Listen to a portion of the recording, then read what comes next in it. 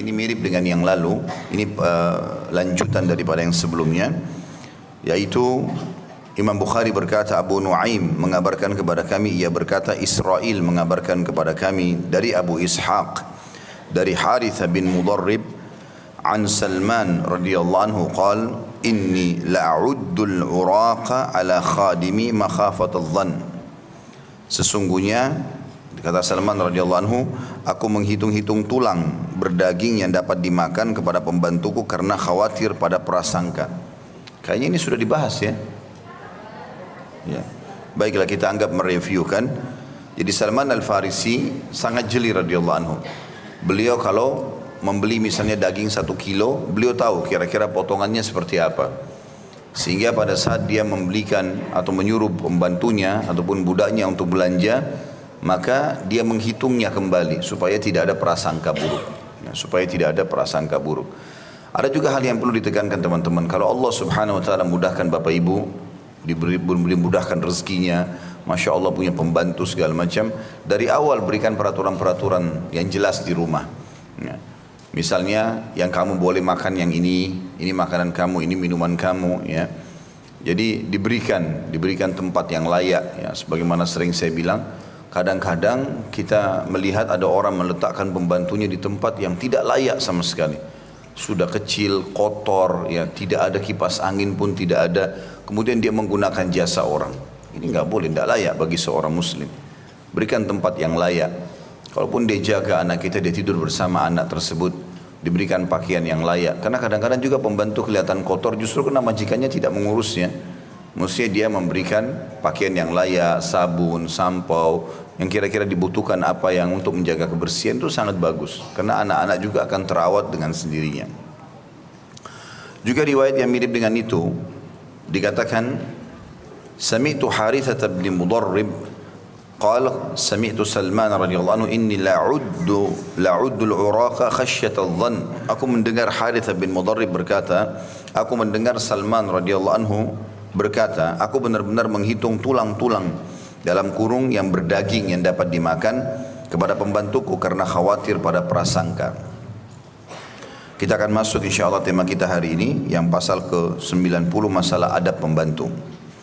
Imam Bukhari rahimahullah berkata, hadisnya tepatnya nomor 170, Ahmad bin Isa mengabarkan kepada kami, ia berkata, Abdullah bin Wahab mengabarkan kepada kami, ia berkata, Makhrama bin Bukair mengabarkan kepada kami dari ayahnya, ia berkata, Sami'tu Yazid bin Abdullah bin Qusayt qala arsala Abdullah bin Umar radhiyallahu anhu gulaman lahu bidhahabin aw biwariq fasarafah fa'andhara bis-sarf faraja ilayhi fajaladahu jildan waji'an wa qala idhhab fakhudh alladhi liya wa la tasrifhu. Aku mendengar Yazid bin Abdullah bin Qusayt berkata, Abdullah bin Umar radhiyallahu anhu pernah mengutus pembantunya dengan membawa uang emas atau perak agar ia menukarkannya. Pembantunya itu kemudian melakukan penukaran dengan memberi tangguh.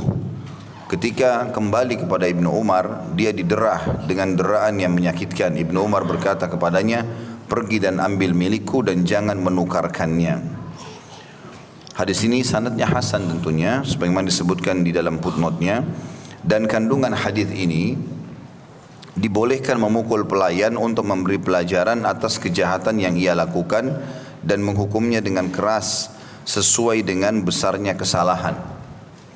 Hadis ini tentu butuh kita rincikan. Yang dimaksud dengan pukulan dan selalu kita jelaskan, sama dengan memukul anak pada saat melakukan pelanggaran. Misalnya hadis Nabi SAW, kalau suruhlah anak kalian sholat di umur 7 tahun, pukullah mereka di umur 10 tahun. Istri yang membangkang atau nusyud, yang kalau dinasihati tidak mau dengar, dihajar juga tidak mau, tidak berbekas, maka boleh dipukul. Begitu juga dengan memukul pembantu. Semua ini masuk dalam umumnya hadis Nabi SAW. Sesungguhnya Allah memerintahkan kalian berbuat baik dalam segala hal. Lalu dikatakan oleh sahabat yang merawi hadis ini, Nabi SAW bersabda, kalau kalian membunuh, bunuhlah dengan cara yang paling baik. Ya. Dalam bahasa lain dengan sopan dan santun. Artinya membunuh pun itu dengan cara yang pantas, ya, bukan dengan mutilasi. Dan kalau kalian menyembelih, menyembelihlah dengan cara yang baik. Ulama mengatakan ini masuk dalam semua globalnya muamalah.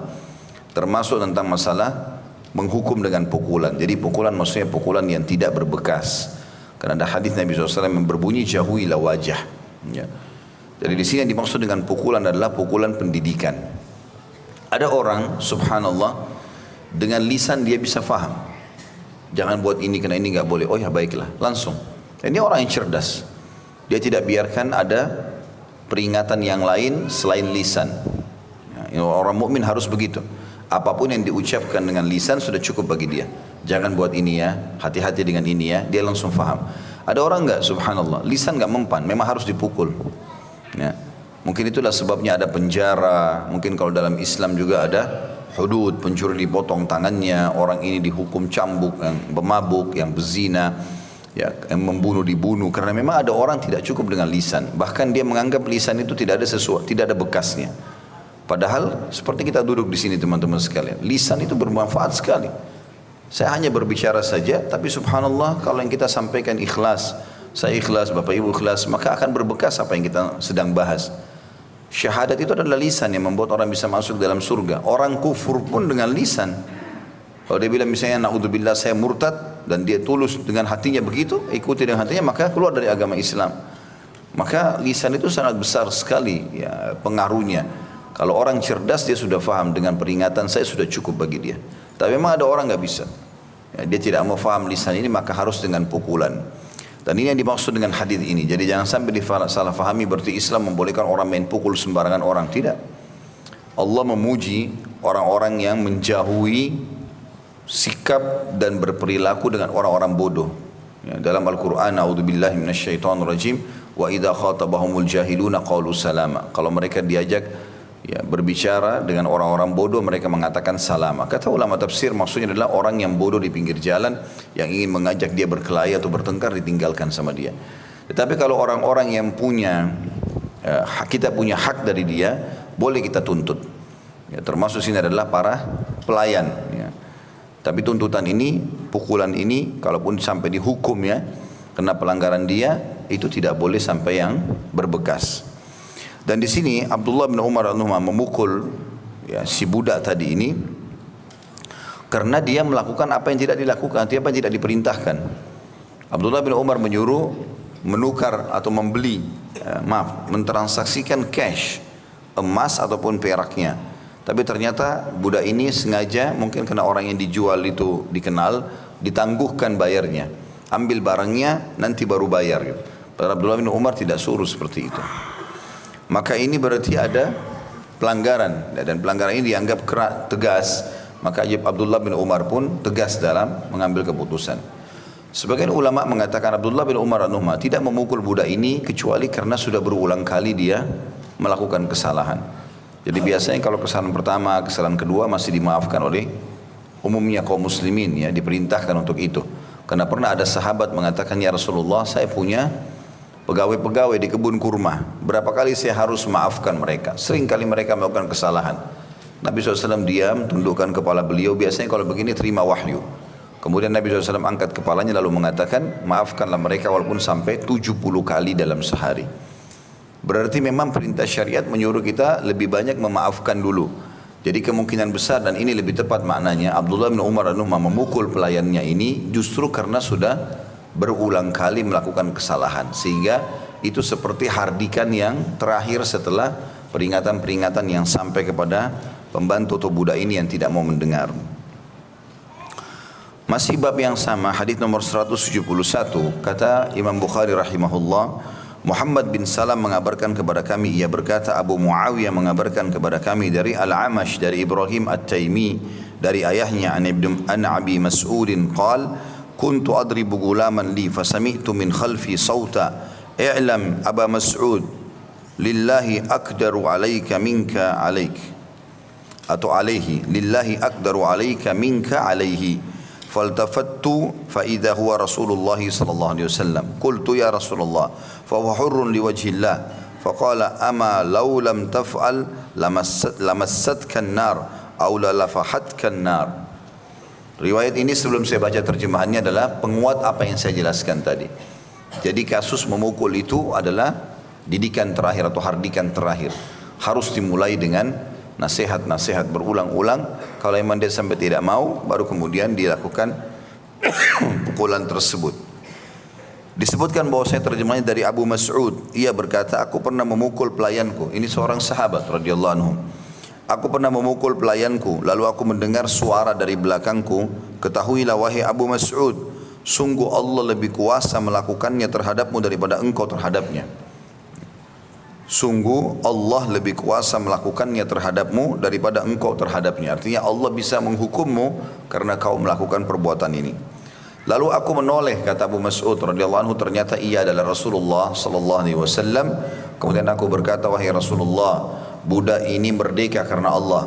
Maksudnya dia merasa menyesal kenapa dia sampai memukulnya seperti itu, maka dia bebaskan sebagai tebusannya. Maka beliau sallallahu alaihi wasallam bersabda, kalau sekiranya tidak engkau lakukan, niscaya engkau akan disentuh api neraka atau engkau akan disengat api neraka.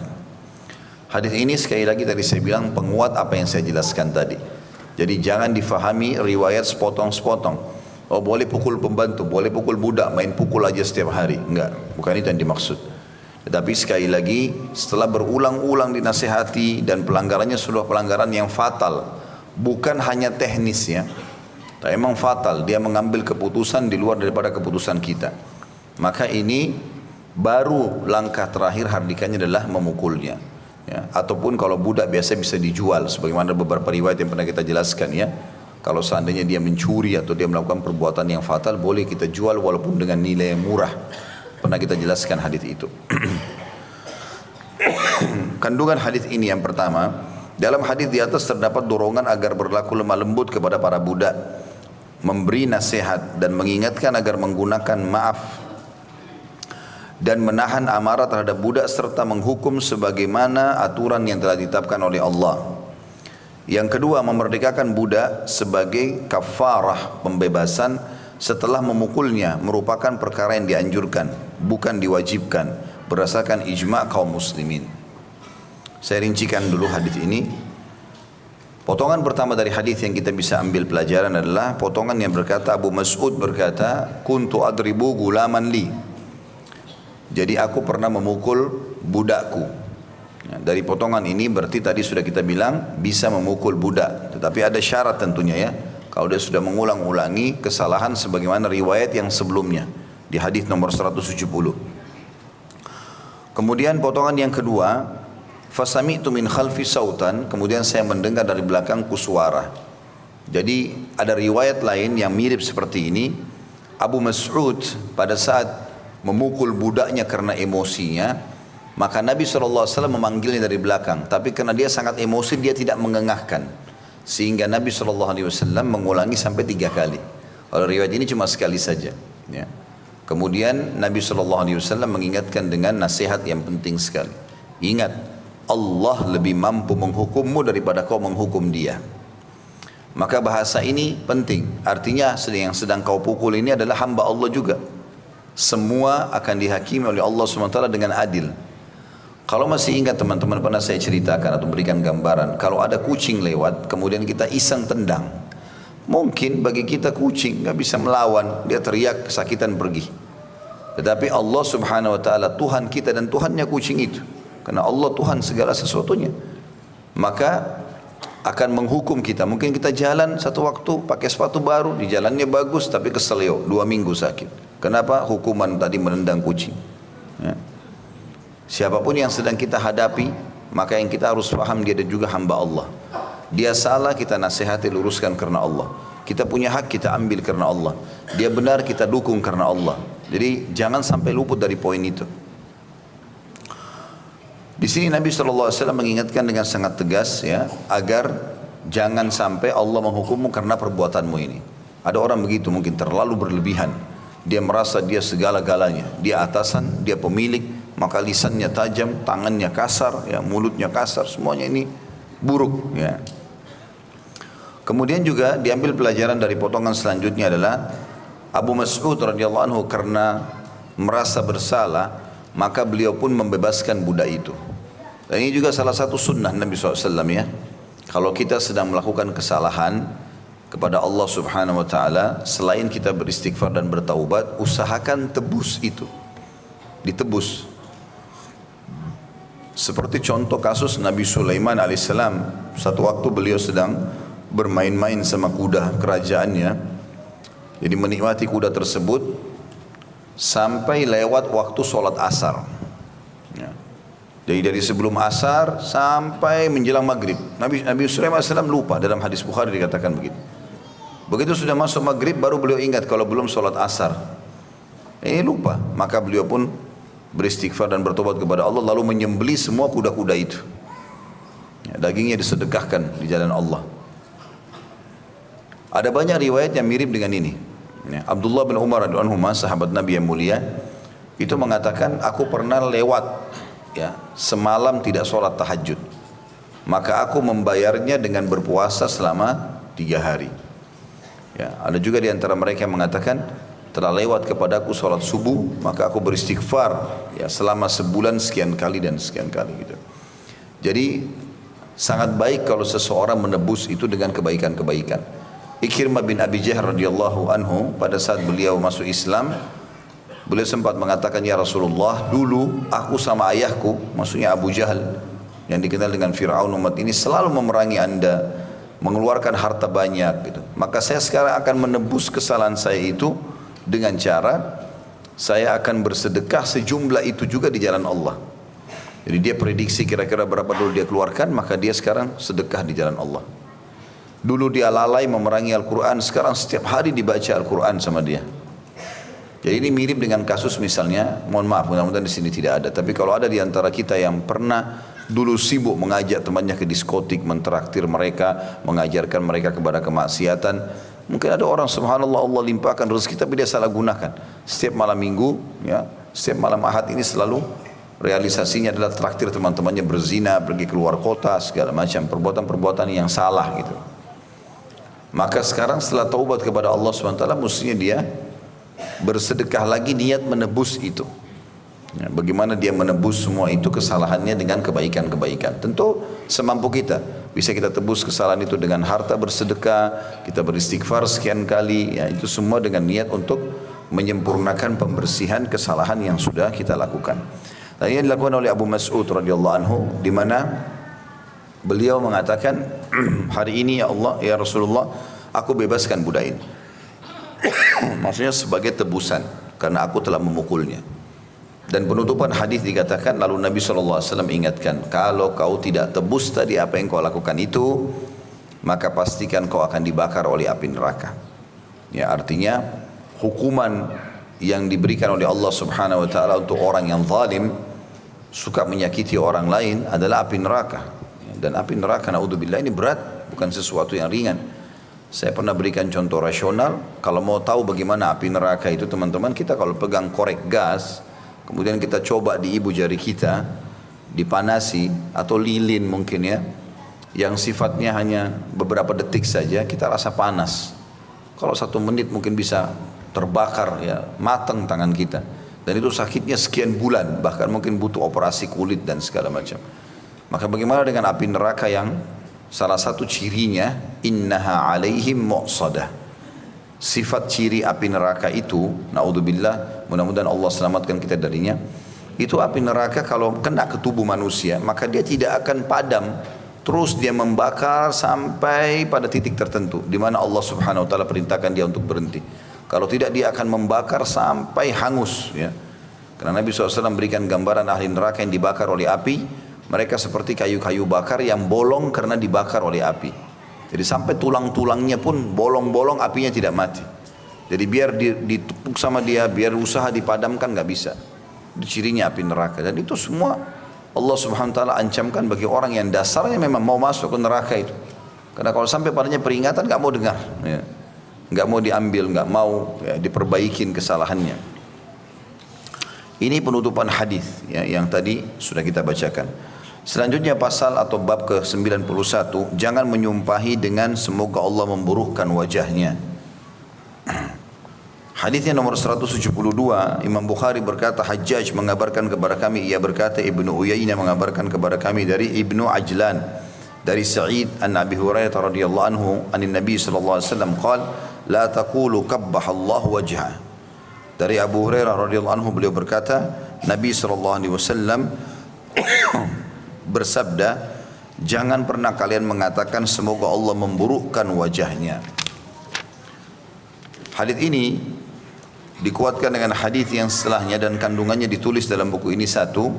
Jadi saya bacakan dulu sekalian hadis nomor 173. Imam Bukhari berkata rahimahullah, Abdullah bin Muhammad mengabarkan kepada kami, ia berkata, Ibnu Uyainah mengabarkan kepada kami dari Ibnu Ajlan dari Sa'id an Abi Hurairah radhiyallahu anhu qala la taqulanna qabbahallahu wajhaka wa wajha man ashbaha wajhak fa inna Allah azza wa jalla khalaqa Adam alaihi salatu wassalam ala suratihi.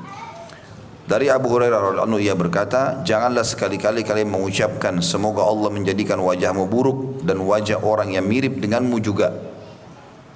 Karena sungguhnya Allah Subhanahu wa taala telah menciptakan Adam dengan postur Adam sendiri. Di sini ditulis kandungan hadis dulu saya bacakan, baru saya masuk kepada syarah atau penjelasan hadis.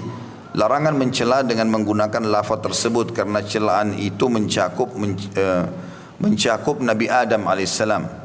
Sebab wajah orang yang dicela mirip dengan wajah Nabi Adam. Sedangkan Nabi Adam telah diciptakan oleh Allah Ta'ala dengan bentuk yang kita saksikan pada keturunannya. Hadis ini memberikan beberapa pelajaran. Yang pertama, haramnya mencaci maki orang lain. Ya. Bukan sifat seorang muslim itu. Makanya kata Nabi SAW, orang mukmin tidak akan pernah menjadi la'an. La'an itu tukang laknat, lisannya tajam, suka mencaci maki. Tidak ada dalam kamus seorang muslim. Sebagian ulama bahkan lebih jauh mengatakan siapa yang terbiasa membuat lisannya tajam terlihat pada wajahnya. Dan siapa yang membiasakan lisannya baik dan santun terlihat pada wajahnya. Orang yang emosional, lisannya tajam kelihatan dari wajahnya. Orang tidak nyaman melihat orang ini. Begitu juga dengan orang yang selalu bertutur kata yang santun, Allah berikan di wajahnya orang senang melihatnya. Maka harusnya kita fahami masalah ini. Allahu a'lam apa hubungannya antara emosional dengan urat-urat saraf sehingga mengubah raut wajah dan segala macam itu. Mungkin ada penelitian tersendiri, tapi dalam syariat kita dijelaskan masalah itu. Kalau orang membiasakan lisannya buruk, selalu mencaci maki, maka berpengaruh pada paras wajahnya. Ya, karena ini akan mempengaruhi semuanya sikap-sikap dia. Begitu juga kalau orang selalu bertutur kata yang santun, senyum, ramah, baik, maka juga akan mempengaruhi wajahnya. Kemudian yang kedua, tentu ini yang pertama larangan, ya, tidak boleh ancaman keras bagi orang yang suka mencaci maki. Jadi hindari semua. Jadi ini istilah-istilah yang selama ini Bapak Ibu pakai, insya Allah sini tidak ada. Tapi ada orang pakai kebun binatang semua dipakai nama-namanya. Kadang-kadang panggil istri, panggil suami, panggil anak, ya, panggil temannya, nggak boleh. Memanggil dengan panggilan buruk ini diharamkan dalam syariat, tidak boleh. Bahkan banyak hadis sahih yang menjelaskan larangan itu sangat tegas, ya. Kemudian juga dari hadis ini dilarang mencaci maki orang lain atau mendoakan keburukan bagi orang lain. Karena ada hadis Nabi SAW yang sahih yang berbunyi, siapapun yang mendoakan saudaranya, maka malaikat di atas kepalanya akan mengatakan semoga kau dapat yang sama. Jadi kalau orang bilang misalnya, mudah-mudahan kau mati sakit, mudah-mudahan begini dan begitu, sebenarnya dia sedang doakan dirinya. Dia sedang doakan dirinya. Maka malaikat akan mengatakan kau akan dapat yang sama. Apapun doa buruk yang dia ucapkan berarti tertimpa padanya. Apapun doa baik yang dia ucapkan maka berarti dia juga akan mendapatkannya. Dan begitu hadis yang menjelaskan. Makanya pernah saya kasih contoh kalau masih ingat, kalau seandainya ada orang kaya, orang tampan, orang cantik, orang pinter, apalah. Kemudian Bapak Ibu tanya kepada saya, apa yang saya harus lakukan dengan orang ini? Saya bilang doakan kebaikan supaya Allah tambah berkahi. Mungkin ada yang bertanya, kenapa saya harus doakan lagi? Toh dia sudah pintar, dia sudah gagah, dia sudah cantik, dia sudah kaya, dia sudah gini dan gitu. Maka jawabannya sederhana, karena sebenarnya dengan mendoakan dia kebaikan, kau akan mendapat yang serupa dengan itu. Jadi kalau kita doakan orang kebaikan supaya kekayaannya lebih berkah, keturunannya lebih baik, semua postur tubuhnya, paras wajahnya lebih baik, maka kita sedang doakan diri kita. Dan doa malaikat di atas kepala kita yang mengatakan walaka mithluhu, kau akan dapat yang sama, itu pasti diijabah sama Allah, ya. Maka ini poin penting. Dan sebaliknya kalau orang selalu doakan keburukan-keburukan pada orang, ya, termasuk kalimat-kalimat yang kadang-kadang kita tidak sengaja. Pernah saya kasih contoh di pendidikan anak di awal-awal bab kita. Anak kita kalau aktif, jangan dibilangi kau nakal sekali nak. Bisa jadi doa. Kenapa nggak bilang kau pintar sekali? Ya. Lalu kita tunggangi potensi dia itu, agar menjadi orang yang lebih baik gitu loh. Semestinya kita lakukan apapun, misalnya sudah menyakitkan pun, semoga Allah berikan kau hidayah, semoga kau menjadi baik, semoga begini dan begitu ya. Berapa banyak kalimat baik yang kita ucapkan ternyata berpengaruh tanpa kita sadari, dan juga berapa banyak kalimat buruk yang kita ucapkan ternyata berpengaruh tanpa kita sadari. Salah satu yang saya titik beratkan di taklim kita ini, waktu di awal-awal bab tentang masalah pendidikan anak, saya bilang salah satu yang mesti kita selalu ucapkan dalam doa adalah kita mengatakan, ya Allah, aku beristighfar dan bertobat kepadamu dari semua kalimat buruk yang pernah aku ucapkan buat diriku, hartaku, keluargaku. Mungkin seseorang mengatakan pada istrinya, saya bosan sama kamu. Atau istri mengatakan begitu, saya menyesal nikah sama kamu. Jadi doa, akhirnya selama hidupnya jadi bosan dan penyesalan. Kenapa kita enggak katakan, semoga Allah langgengkan cinta kita, semoga Allah buat kita bahagia, walaupun dalam kondisi emosi gitu. Maka dia alihkan kepada hal-hal yang baik, daripada dia mengucapkan kalimat buruk yang akhirnya bisa diaminkan oleh malaikat. Kata Nabi SAW, jangan kalian ucapkan kalimat-kalimat buruk buat diri kalian, harta kalian, keluarga kalian, kemudian malaikat lewat dan mengaminkannya, maka terjadilah seperti apa yang didoakan atau diaminkan itu. Kemudian juga yang diambil dari hadis, ya, yang ini pelajaran terakhir di hadis ini tentunya, kenapa kita dilarang menghina orang lain atau mendoakan keburukan terutama wajahnya atau fisiknya? Karena memang kita ini semua adalah pecahan, ya, tanda kutip sini, dari Nabi Adam alaihissalam. Nabi Adam alaihissalam ayah kita. Semua kita ini diambil dari wajah Nabi Adam alaihissalam. Jadi dengan beragam macam, ya, kulit, warna kulit, postur tubuh, wajah segala macam, ini adalah bagian daripada Nabi Adam alaihissalam. Sehingga kalau ada yang mencaci maki wajah seseorang atau fisik seseorang, seakan-akan dia mencaci maki Adam alaihissalam. Dan Adam diciptakan oleh Allah subhanahu wa ta'ala. Maka seperti kita sedang menghina ciptaan Allah. Saya sudah pernah bilang, walaupun seseorang insya Allah tidak ada di sini, tapi kalau ada orang yang Allah lagi coba dengan wajahnya jelek, misalnya kulitnya kurang baik, kemudian dia lihat dirinya di kaca, enggak usah dia bilang, kenapa saya jelek sekali ya. Kenapa? Karena dia juga ciptaannya Allah. Tetap juga ciptaan Allah subhanahu wa ta'ala. Ya. Tugas dia adalah menunggangi fasilitas ini supaya dia bisa lebih dekat kepada Allah subhanahu wa ta'ala. Bukan menghina-hina. Ya. Karena kita lahir ini semua sudah ada. Bukan pilihan kita. Andai saja kita bisa milih, kemudian dia berubah mungkin lain. Ya Allah, saya mau alis yang tebal, saya mau rambut yang tebal, saya mau kulit yang begini.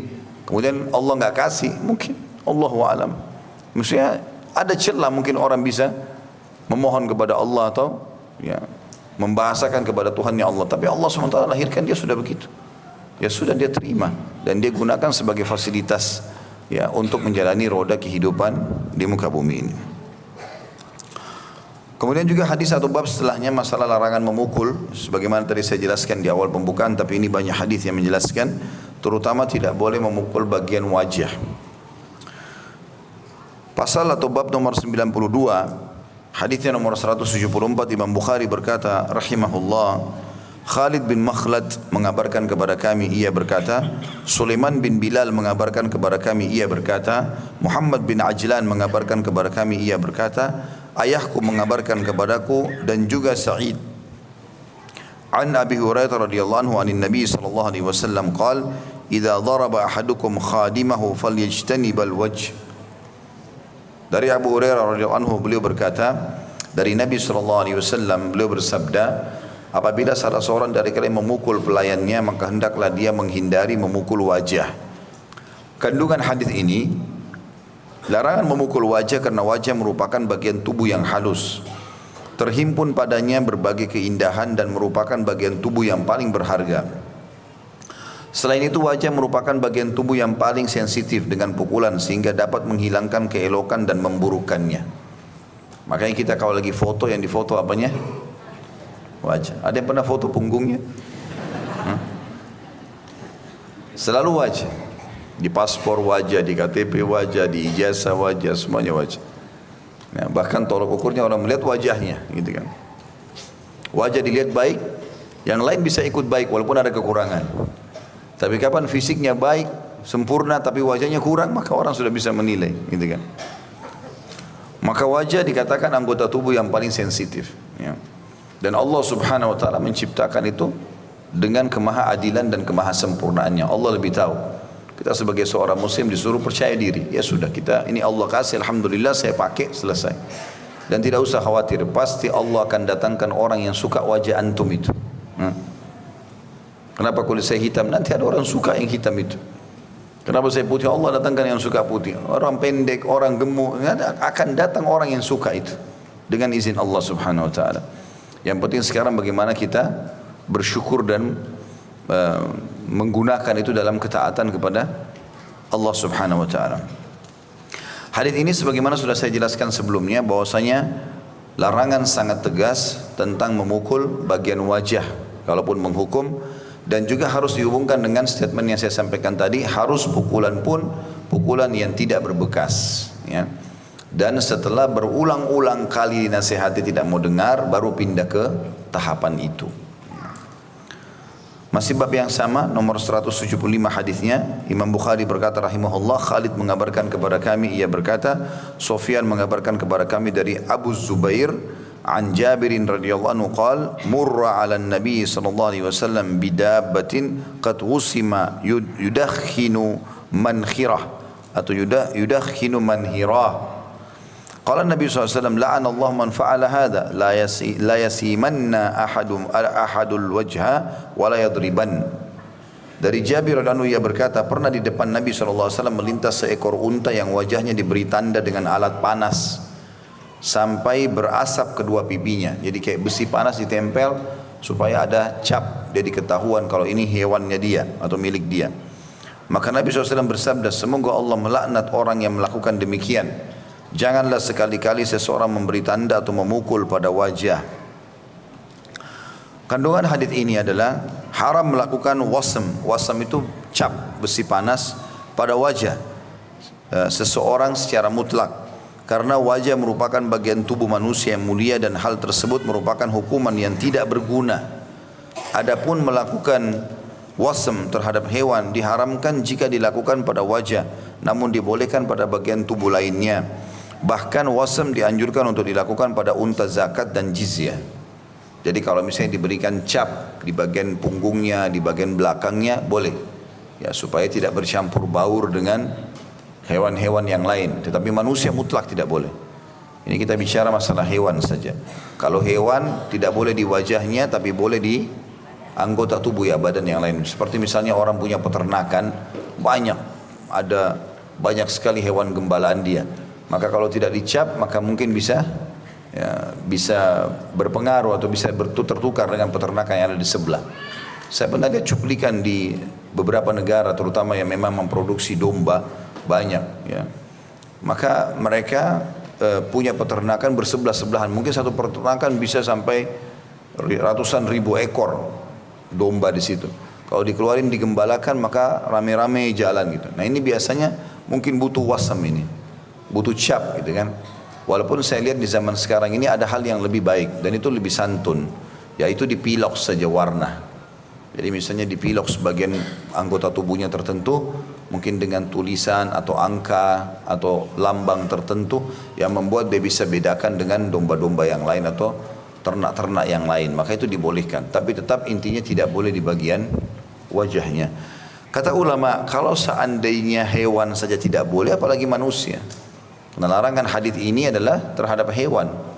Unta apalagi hewan yang dimakan. Toh nanti setelah dibutuhkan atau pada saat dibutuhkan disembelih, maka akan dimakan dagingnya, kulitnya pun akan dibuang atau mungkin digunakan untuk yang lain. Tetapi ini tetap tidak boleh karena ini adalah ciptaan Allah Subhanahu wa taala. Masuk dalamnya di sini tidak boleh menghina ciptaan Allah, ya. Walaupun kita lihat hewan itu sepertinya buruk, ya, penampilannya tetap saja kita mengatakan Maha suci Allah yang telah menciptakan semua ini. Masuk dalam bab ini juga atau dalam bahasan ini pasal atau bab setelahnya 93, masalah barang siapa yang menampar budaknya hendaklah dia memerdekakannya tanpa diwajibkan. Jadi artinya sebagai dendahnya kalau dia sampai menampar wajah atau menyakiti bagian wajah, maka dia bebaskan. Ini sebenarnya sudah kita singgung tadi ya. Tetapi di bab ini dikhususkan beberapa hadis membicara atau membahas masalah itu. Kurang lebih ada 1, 2, 3, ada 4, 5, ada 6 hadis ya, atau 5 hadis dalam bab ini. Judulnya barang siapa yang menampar budaknya hendaklah dia memerdekakannya tanpa diwajibkan. Maksudnya tidak wajib tetapi dia biafdal dia bebaskan. Hadis pertama dalam pasal ini adalah hadis nomor 176. Kata Imam Bukhari rahimahullah, Adam mengabarkan kepada kami ia berkata, Syu'bah mengabarkan kepada kami ia berkata, Husain mengabarkan kepada kami ia berkata, Sami'tu Hilal ibn Yassaf yaqul kunna nabi'ul baz ya. Saya ulangi, kunna nabi'ul bazza fi dari Suwaid ibn Mukarrin. فخرجت جارية فقالت لرجل شيئا فلطمها ذلك الرجل فقال له سويد بن مقرن ألطمت وجهها لقد رأيتني سابئ 7 وما لنا إلا خادم فلطمها بعضنا فأمره النبي صلى الله عليه وسلم أن يعتقها. Aku mendengar Hilal ibn Yassaf berkata, kami sedang menjual kain di rumah Suwaid ibn Mukarrin. Lalu keluarlah seorang budak perempuan, lalu dia berbicara sesuatu kepada seorang laki-laki. Orang itu lalu menamparnya. Suwaid lalu berkata kepadanya, engkau menamparnya, aku sadar bahwa aku salah satu dari 7 orang yang hanya ada satu pembantu saja untuk kami. Lalu salah seorang dari kami memukulnya. Kemudian hal tersebut diceritakan kepada Rasulullah sallallahu alaihi wasallam, maka beliau pun menyuruh untuk memerdekakannya. Dan ini tentu hadis sahih juga diriwayatkan oleh Imam Muslim. Kandungan hadis adalah kaum muslimin sepakat bahwa memerdekakan budak dalam hadis di atas tidak wajib, melainkan hanya dianjurkan dengan harapan hal tersebut dapat menghapus dosa dan kezaliman yang telah dilakukan. Saya rincikan hadis ini. Hilal ibn Yassaf adalah seorang tabi'in. Dia mengatakan kami pernah menawarkan produk dagang, transaksi jual beli di rumah seorang sahabat Nabi. Sahabat Nabi itu namanya Suwaid ibn Mukarrin radhiyallahu anhu. Jadi zaman dulu orang yang mungkin kayak sekarang kita punya produk, kita datang ke rumah orang tawarin mau nggak beli ini, mau nggak beli ini. Kebetulan si Hilal ini bin Yassaf seorang pedagang kain. Dia datang ke rumah sahabat ya, yang mulia Suwaid ibn Mukarrin radhiyallahu anhu lalu menawarkan produk. Rupanya dari dalam rumahnya Suwaid ini keluar seorang budak wanita. Lalu kemudian berbicara dengan salah seorang dari orang yang datang untuk menawarkan kain-kain tadi. Entah budak ini bicara apa, tiba-tiba si laki-laki yang mau jual kain tadi tersinggung ya. Kemudian menampar tiba-tiba budak perempuan itu. Ini menandakan memang biasanya sudah menjadi tradisi ya. Orang kalau sudah terbiasa nampar-nampar maka akhirnya menjadi kebiasaan. Bukan cuma kepada orang terdekatnya, orang-orang lain pun dia lakukan. Ini bukan budaknya, tapi dia langsung main tampar saja mungkin karena tersinggung. Maka Suwaid bin Mukarrin yang merupakan pada saat itu adalah pemilik rumah mengatakan, apakah kau menampar wajahnya? Pertama itu bukan budakmu, yang kedua kau tampar wajah. Tapi dia fokus kepada wajah. Sesungguhnya ketahuilah aku termasuk salah satu dari 7 orang yang pernah dilayani oleh satu pembantu saja. Maksudnya saya pernah satu rumah, sekeluarga, saya istri sama anak-anak saya, kami 7 orang.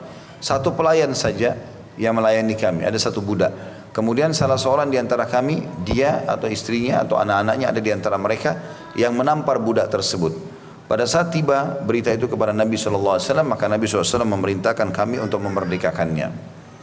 Hadis ini sangat jelas tentunya, bahwasanya sangat dianjurkan kalau seseorang sudah melakukan perbuatan yang dia anggap salah, dan dalam bahasan ini lingkupnya adalah menampar wajah. Kalau itu budak maka dia bebaskan. Ya, sambil tentu dia minta maaf, berharap tentu Allah Subhanahu Wa Taala dengan minta maaf ada orang itu ridha, kemudian dengan membebaskan dia berharap Allah Subhanahu Wa Taala tidak hukum dia hari kiamat, ya, tidak menghukumnya pada hari kiamat. Tentu ulama mengatakan kalau seandainya dia bukan budak orang lain maka dia cukup meminta maaf saja, karena tidak mungkin dia bebaskan orang yang merdeka. Tapi kalau budaknya dia tebus dengan itu. Kalau orang lain teman-teman kita harus lakukan 2 hal ya kalau kita lakukan kesalahan pada orang. Yang pertama meminta maaf, yang kedua menghilangkan bekas perbuatan kita itu. Contoh, kalau seandainya kita pegang air di sebuah bejana, kemudian kita mau lempar air tersebut di depan rumah misalnya. Walaupun tidak tepat ya, maksudnya kita buang di tempat yang layak lah. Tapi kalau misalnya ada orang, dia lempar air di depan rumahnya, pas ada orang lewat, kenalah percikan baju tersebut. Atau air tersebut kena jadi percikan di bajunya. Apa yang harus kita lakukan? Dua hal tadi. Yang pertama, minta maaf. Cukupkah? Belum cukup. Karena orang itu bajunya basah. Harus dihilangkan bekasnya. Penghilangan bekas itu kita mengatakan misalnya, maaf ya, oh bajunya basah, saya gantikan baju lain misalnya. Atau kita tawarkan untuk mengeringkan bajunya, maka itu yang tepat. Kalau setelah kita minta maaf, kemudian kita tawarkan jasa untuk menghilangkan bekasnya, dia mengatakan sudah nggak masalah. Ya sudah, berarti kita betul-betul murni bebas hari kiamat. Ya. Karena ini membutuhkan dua hal tadi. Penghilangan bekas itu. Nah sebabnya kenapa budak yang dipukul ini dibebaskan, kata ulama hadis, karena budak itu kan terikat, dia bisa diperjualbelikan dan dia harus mengabdi pada tuannya. Ada hadis yang mengatakan ada 3 golongan yang tidak akan diangkat amal wajib dan amal sunnahnya ke langit. Allah pun murka padanya. Salah satunya adalah budak yang lari dari majikannya. Jadi dia terikat. Ya, dia harus bisa bebas. Yang termahal bagi budak dibebaskan. Maka maksudnya adalah bagaimana kita memberikan yang terbaik buat dia. Di sini memerdekakannya maksudnya adalah memberikan dia kebebasan hidup, tidak lagi terikat. Dan itu sesuatu yang paling mahal dan paling diharapkan oleh setiap budak. Nah, di sini maknanya berarti kita memberikan yang terbaik. Ya. Kalau tadi ada orang kena percikan air, kita tawarkan kasih kalau perlu baju baru, supaya jangan ada masalah lagi dengan orang-orang pada hari kiamat. Ingat teman-teman, percuma antum memperbanyak atau kita memperbanyak solat, puasa, zakat, haji, semua ibadah-ibadah kalau kita punya banyak musuh hari kiamat, karena akan diambil oleh mereka. Nggak ada gunanya, gitu kan?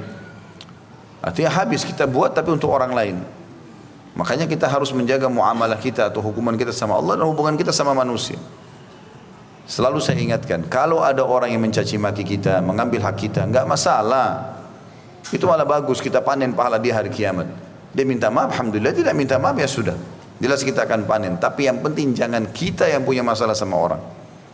Karena kalau kita yang punya masalah sama orang, ini berat. Banyak orang saya lihat anggap remeh ini. Pernah saya dengar statement begitu ya, dia punya salah banyak sama orang, lalu dikatakan minta maaf lah, udah gampang nanti Idul Fitri.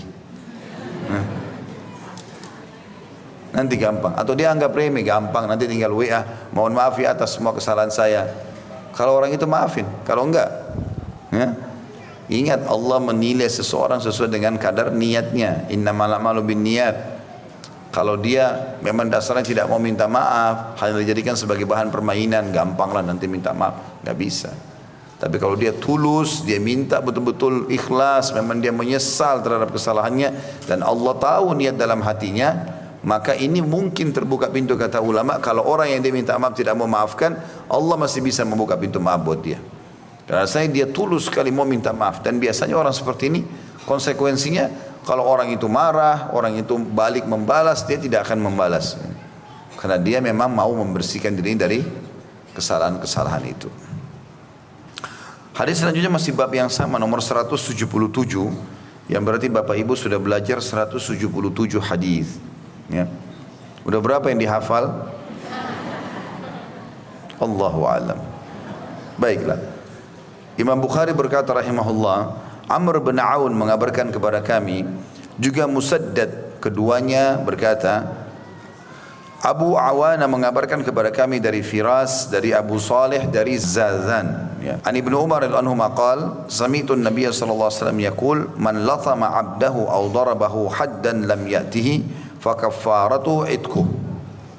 Dari Ibnu Umar radhiyallahu anhu beliau berkata, aku mendengar Nabi SAW bersabda, barang siapa yang menampar budaknya atau memukulnya sebagai suatu hukuman atas perbuatan yang tidak dilakukannya, maka tebusannya adalah memerdekakannya.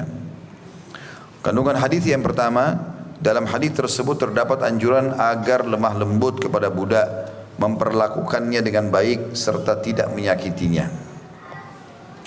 Yang kedua, para ulama mengatakan memerdekakan budak setelah menzaliminya yang tercantum dalam hadis tidaklah wajib. Namun hal itu hanya dianjurkan dengan harapan pemmerdekaan tersebut dapat menghapus dosa yang ia lakukan ketika menampar budaknya. Jadi penjelasannya mirip dengan hadis sebelumnya tentunya. Bahwasanya seseorang tidak boleh memukul wajah Kalaupun dia sampai memukul wajah atau sangat menyakitkan, maka tugas dia kalau itu budak dimerdekakan. Hadis selanjutnya masih bab yang sama. Hadis nomor 178 kata Imam Bukhari rahimahullah, Musaddad mengabarkan kepada kami, ia berkata, Yahya bin Sa'id mengabarkan kepadaku dari Sufyan, ia berkata, Salama bin Kulail mengabarkan kepadaku, ia berkata, Haddathani Muawiyah bin Suwaidin bin Muqarrin radhiyallahu anhu qala latamtu maulan li fafarra fada'ani abi faqala lahu iqtassa ya iqtassa kunna walada Muqarrin sab'ah lana khadim falatamaha ahaduna fadhukira dhalika linnabi sallallahu alaihi wasallam faqala murhum falyu'tiquha faqila linnabi sallallahu alaihi wasallam laysa lahum khadimun ghairaha qala falyastakhdimuha fa idza istaghnau khallu sabilaha.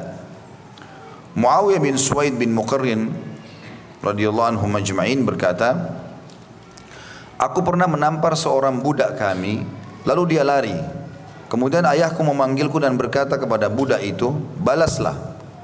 Kami anak para Muqarrin ada 7 orang. Kami memiliki 1 budak saja dan salah satu dari kami menamparnya.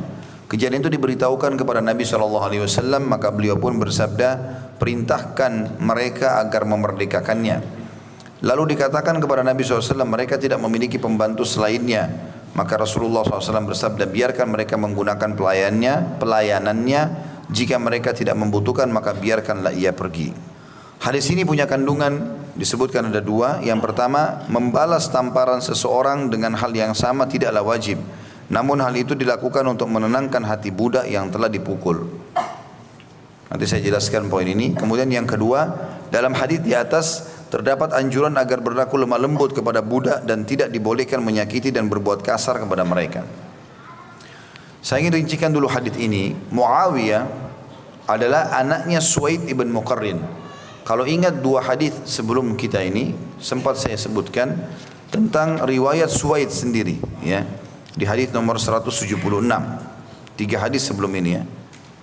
Yang dia mengatakan bahwasanya saya pernah menjual atau pernah seorang Hilal bin Yassaf, ya, pedagang kain, dagang di rumahnya Suwaid ibn Muqarrin. Kemudian dia menampar, salah satu pedagang kain menampar budaknya Suwaid ini. Pada saat ditampar, maka Suwaid pun mengingatkan masalah itu dan mengatakan, kami pernah dulu di zaman Nabi SAW tinggal satu rumah dan kami bertujuh, dan ada salah seorang di antara kami menampar budak, ya, kami.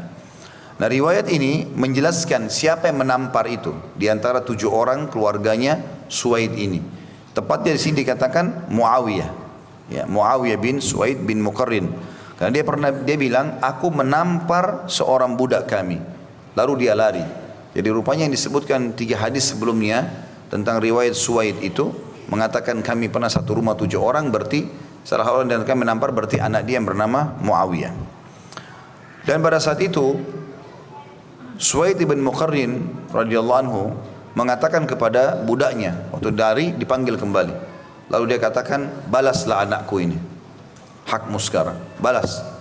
Ya, karena memang ada namanya kisos, ya. Kisos itu berarti kalau dipukul ya dipukul juga, menampar ya ditampar juga, gitu. Menendang ya ditendang juga, gitu kan. Tapi itu tergantung apakah si pelaku ini mau orang yang sedang terzalimi mau melakukan atau tidak. Dan ini subhanallah dicontohkan dalam hadis Bukhari di akhir hidup Nabi alaihissalatu wassalam. Pada saat beliau sakit keras, kemudian beliau sudah merasa ada kekuatan secara fisik, maka beliau pun akhirnya masuk ke dalam masjid dan berkata kepada para sahabat bahwasanya sekarang waktuku dengan kalian tidak lama lagi, dan siapa yang pernah aku ambil hartanya atau pakai hartanya, maka ini adalah harta Muhammad, ambillah. Dan siapa yang pernah aku sakiti secara fisik, maka ini fisiknya Muhammad, lakukanlah. Hukum terserah, gitu kan. Waktu itu Nabi SAW lagi ada di atas mimbar, ya. Kalau tidak salah, salah satu sahabat ada yang mengatakan, ya Rasulullah, saya pernah dulu anda sakiti. Kemudian Nabi SAW mengatakan, balaslah, gitu kan. Kebetulan Nabi SAW lagi ada di atas mimbar. Lalu sahabat ini mengatakan, Anda di atas mimbar ya Rasulullah, bagaimana saya bisa membalasnya? Semua sahabat menghardik orang ini. Kok bisa? Ini Rasulullah SAW sudah tua, kenapa kok harus dituntut? Maka pada saat itu pun Nabi SAW mengatakan, biarkan dia, ini urusan Muhammad sama orang ini. Maka diturunkan Nabi SAW dari mimbar. Kemudian orang ini masih mengatakan lagi, ya Rasulullah, pada saat dulu Anda menyentuhkan tongkat Anda kepada di tubuh saya, Anda bagian tubuh saya yang kena itu tidak ada kainnya. Maka dia pun meminta agar Nabi SAW membuka bajunya untuk melihatkan bagian tubuh yang akan dia balas itu. Semua sahabat menghardik, tapi tetap saja dia ngotot, tidak mau. Ya. Waktu itu tentu banyak sekali ada beberapa riwayat yang menjelaskan ada sahabat seperti Abu Bakar, Umar berdiri mengatakan, sudahlah Rasulullah sudah tua, sakit, balaslah saya. Tetap saja orang itu nggak mau, nggak, harus Rasulullah aja. Ya. Maka setelah beberapa orang menawarkan diri dan Nabi SAW mengatakan biarkan dia, sampai akhirnya Nabi SAW membuka baju, kemudian orang itu tiba-tiba datang dan memeluk badan Nabi SAW dan menciumnya. Sambil dia menangis, lalu kata Nabi SAW, apa yang membuat kau melakukan ini? Dia bilang, ya Rasulullah, Anda sudah sangat tua, Anda sakit keras, dan dari isyarat Anda tadi mengatakan, waktuku tidak akan lama dengan kalian, berarti Anda sudah akan meninggal dunia. Maka aku ingin ya Rasulullah, tubuhku sempat menyentuh tubuh Anda. Ya. Kalau tidak salah ada athar yang menyebutkan, siapa yang pernah tersentuh dengan tubuh Nabi SAW, maka akan diharamkan dari api neraka, seperti statement disampaikan oleh sahabat ini. Maka semua pun sahabat menangis pada saat itu. Kemudian Nabi SAW mengatakan, siapa yang mau lihat ahli surga ini orangnya. Maka setelah itu para sahabat pun bersalaman dan memeluk Nabi SAW. Ada namanya kisos, ya. Tetapi tentu tadi kisah itu hanya menguatkan bagaimana Nabi SAW pun, walaupun beliau tidak berbuat salah sama orang, gitu kan, itu mencontohkan kepada kita di akhir hidup beliau bahwasanya orang kalau mau meninggal dunia jangan sampai masih ada hak orang lain dengan dia, karena berat diganti dengan ibadah-ibadah kita. Kemudian yang kedua yang diambil hadis di sini adalah, atau ada juga kisah lain ya, pernah kalau tidak salah anaknya Amr bin As, ya, itu pernah berlomba lari. Jadi Amr bin As ini gubernur Umar bin Khattab yang ada di Mesir. Semua sahabat Nabi yang mulia ini. Rupanya anaknya Amr bin As ini berlomba kuda dengan seorang masyarakat di Mesir. Pada saat berlomba rupanya anaknya Amr bin As kalah. Dia enggak terima, dipukullah masyarakat itu, orang itu. Lalu dilaporkan kepada ayahnya, ayahnya membela anaknya. Maka tanpa disadari, orang ini pergi ke Madinah. Lalu berkata kepada Umar bin Khattab, wahai Amir Mu'minin, begini ceritanya. Gubernur Anda melakukan ini dan itu. Maka akhirnya Umar bin Khattab mengatakan, baiklah, ikutlah denganku di musim haji nanti, tahun ini. Kemudian Umar bin Khattab juga menyurat kepada Amr bin As agar datang haji bertemu dengan dia bersama anaknya itu, tanpa menjelaskan ada masalah apa.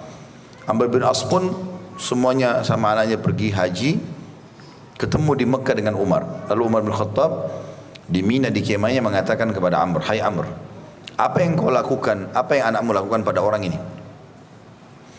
Maka akhirnya anaknya Amr waktu lihat kaget lihat orang itu. Lalu orang itu ditanya, hai ceritakan apa masalahmu?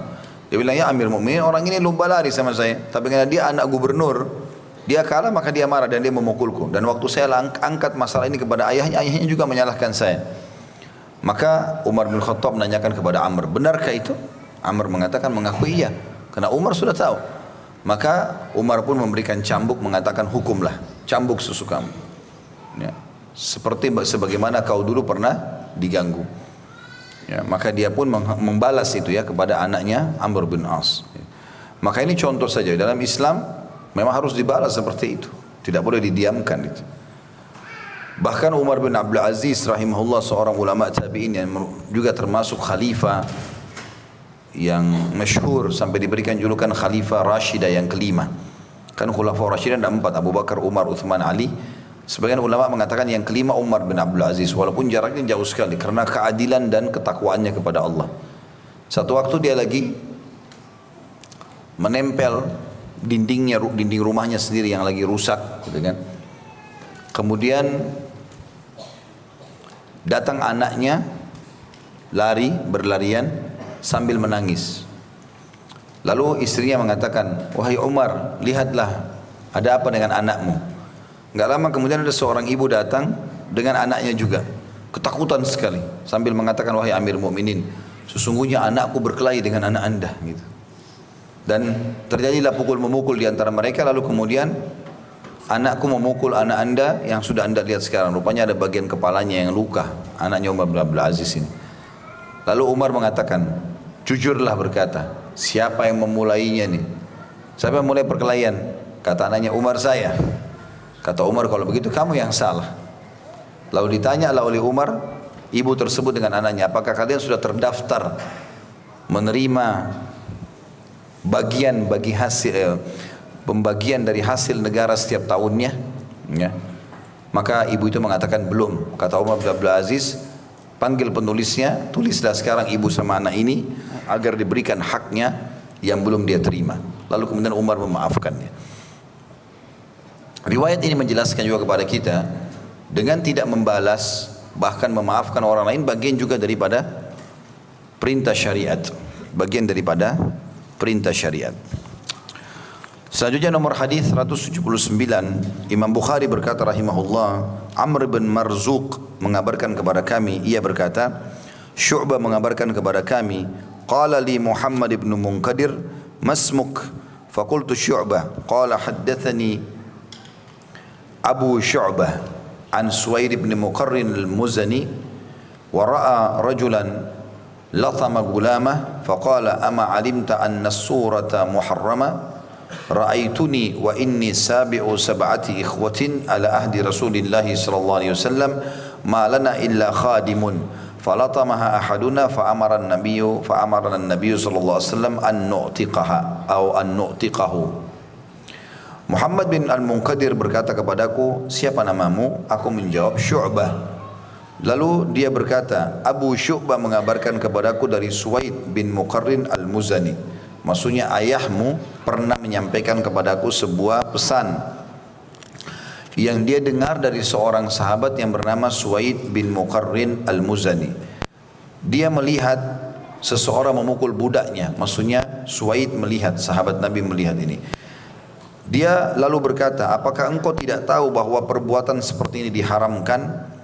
Aku adalah salah satu dari 7 bersaudara pada zaman Rasulullah SAW. Kami tidak mempunyai pembantu kecuali seseorang. Lalu salah seorang dari kami memukulnya, maka Nabi SAW memerintahkan kami agar memerdekakannya.